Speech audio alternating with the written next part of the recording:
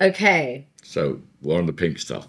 We are on the pink Summer stuff. is a coming in. Well, this is also, I wanted to have something to show you don't just have to drink rosé when it's full of sunshine. I actually love drinking rosé all year round. This is a particularly, I would say, gastronomic, foodie rosé.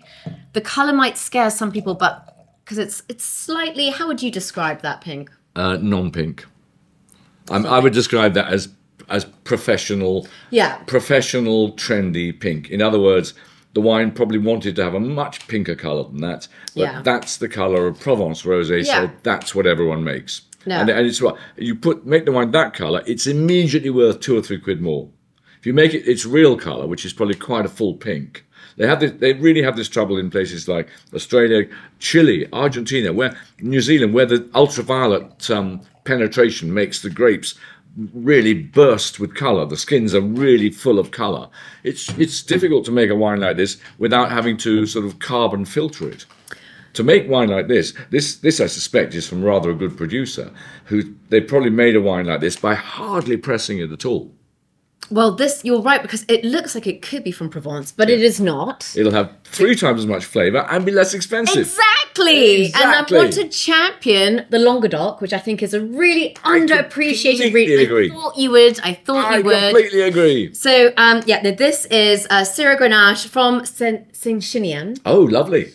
And from Domaine, well, actually, I don't think they can call it a domain anymore because they're a Vin de Paix. So, actually, no, they can. Okay, so Domaine La Lauzeta. Sounds lovely. And it's the Certeza Rosé. It's 2021. So it shows that actually, I think when people think, oh, rosés, they only last a year. I wanted to show you a really interesting, nuanced, age-worthy rosé.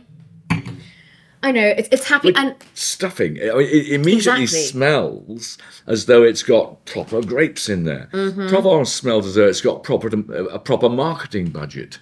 No, these are from old vines, dry farmed, all organic, very big into sustainability. They're also, like you, they're hugely into music. So it's called Lauzeta, but they host every year these music festivals, and in August called Lauzet. As in like those hills there. Yeah, up in the hills. Saint-Chinian is the most sensational place. I mean, it's full of great those crags. They're not hills, they're crags. Like the schistous, which I think gives it a bit of verve, which I like.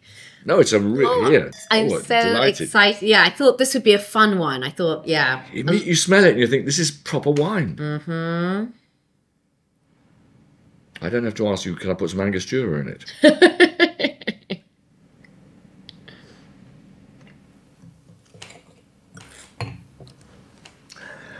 Yum. It's wine. It's absolutely not the kind of stuff that we get sold as rosé. It's got a bit of bitterness to it. Yep. Quite acidic. And there's that schisty thing. Now, tell us exactly what schist is. I thought you were going to do the honours. Oh, damn. I was thinking, I've spent years trying to work out what schist is. Amelia as opposed to like other, like schist, as opposed to schist, like schist. So it's like slate. Yeah. It's granity, slatey. In other words, we're talking about a type of soil which genuinely gives you the chance to say, hey, I can sort of taste the rocks, I can sort of taste the pebbles, I can taste the earth in that, taste the dust, and you get that in that, don't you? And how it manifests itself is it's one of the great mysteries of modern wine tasting. A, how does that flavour get in there? I know. And there's a lot of twist. How do you describe it? Exactly. I mean, for me, I just like to think it gives it an extra, like, kind of verve. It's a bit like when you add salt to your food. It kind of like brings out an extra like essence in the wine, and it's almost like a white pepper resinous, vervey. Bit of white pepper, not white black. Pepper. No, I meant white pepper. Where the white just prickles on your palate. Exactly. And black pepper goes up into your nasal cavity. Yeah, this just prickles on the palate with like red currants and a little bit of nectarine. I just thought white apple or pink apple. Do you think? Pink. Ooh, I mean, there's an apple flavour. Yeah. Well, it's not quite. If it was pink lady, it would have to have things like red currants or white currants going with it, because the acidity is quite marked. 2021, of course, not a hot year. Not a hot year. So now I really want to choose. I mean, this is again from Raffles. Shout out to Raffles. Raffles. I don't know why. Singapore, you're going to love it. I don't know why this is coming. It'll only cost you £6,000 to get there. The wine will be nice and cheap when you get there. Now, take a train from Paddington. Take a train. I wanted to double check how much it was. I think it's £22. £22.15, which, like, I know that I actually think now Whispering Angel is what, 23 quid? 24 quid? This is so much more interesting and gastronomic and just... What's interesting, Whispering Angel has actually got better. And I think Whispering Angel, the latest release... Oh, the latest... They've obviously decided that they can't just go along on their backside and sort of rake in all the plaudits. They've got to try harder, and they are trying harder. And I think that the latest Whispering Angel is much, much better than the previous ones. But it's completely different. This is far more serious wine. If you want the colour, that is as trendy a pink colour as you can get. The very pale colour. But I'm surprised that, is it Grenache and Syrah? With a tiny bit of Sancerre. Yeah, but Grenache like a little Syrah. smidgen. Yeah. So it's not easy to get that colour from Grenache and Syrah. I think they've done a very good job. Florian. Shut your eyes and put it in your mouth. You've got a mouthful of wine. You haven't got a mouthful of marketing. Mm-hmm.